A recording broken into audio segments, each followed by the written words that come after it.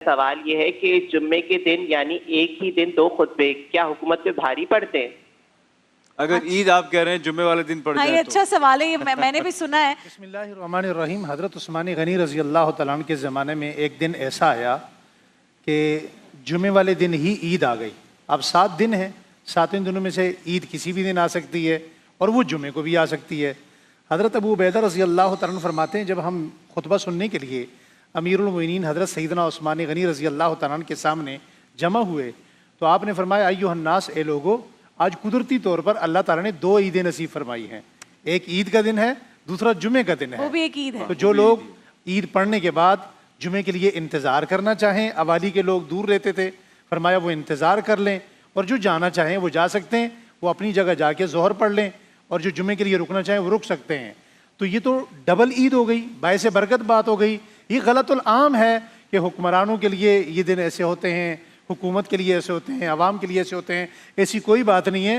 हुक्मरान पक्के ठक्के, इससे डरना नहीं चाहिए। बहुत जोर से कुछ बात कहनी है। देखिए, इसमें 2 इम्पॉर्टेंट बातें हैं।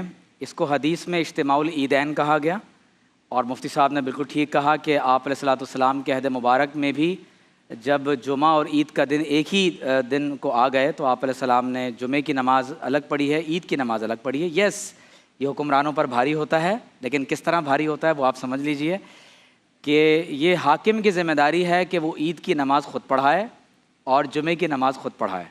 अब जब एक ही दिन जुमे की नमाज़ भी पढ़ाएंगे, एक ही दिन ईद की नमाज़ भी पढ़ाएंगे, तो इस एतबार से ये हुक्मरानों के लिए भारी होता है। एक और इम्पॉर्टेंट बात कि हमारे यहाँ माजी में ये सिलसिला रहा कि ईद की नमाज़ के फ़ौरन बाद जो हुक्मरान होते थे वो लोगों की आम फरियादें सुना करते थे कि सारे लोग जितने भी ईद के इज्तिमा में मौजूद हैं वो अपनी फ़रियादें लेकर आएँ, अपने मसाइल सुनाएं, अपनी बातें बयान करें पाकिस्तान में, ताकि उनको हल किया जाए। माजी की बात कर रहे हैं, मतलब फिर तो बहुत पुरानी बात मुस्लिमा में। यस, तो इसी तरह पाकिस्तान में फरियादें सुनी इसी नहीं तरह जाती। जुमतुल मुबारक के दिन भी बाकायदा हुक्मरान ये किया करते थे कि नमाज के फ़ौरन बाद लोगों की बातें सुना करते थे, उनके मसाइल को हल किया करते थे।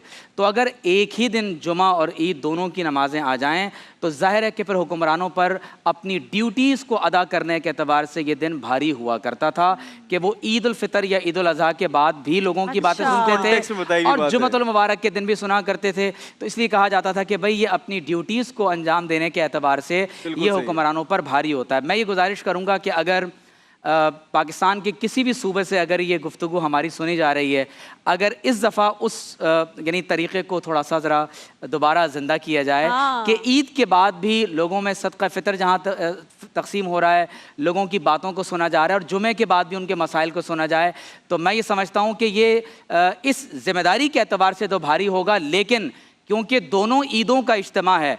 हदीस में जुमतुल मुबारक को सय्यदुल अय्याम कहा गया और हदीस में जुमतुल मुबारक के दिन को ईद का दिन भी कहा गया।